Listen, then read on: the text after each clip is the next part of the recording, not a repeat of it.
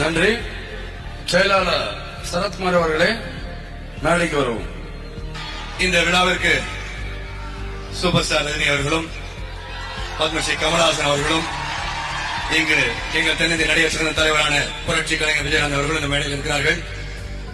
நீங்க நினைச்சிருப்பீங்க சூப்பர் ஸ்டாரையும் பத்மஸ்ரீ கமலஹாசன் அவர்களும் மேடையில பார்த்த உடனே அவங்க ஏதாவது கேள்வி கேட்கலான்னு நினைச்சிருப்பீங்கல்ல. அதனால நான் என்ன பண்ணேன், விடக்கூடாது, நல்ல நல்ல கேள்விகள் கேட்கணும்.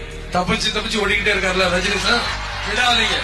கமல் சாரை விடாதீங்க, ரஜினிகாந்தையும் விடாது.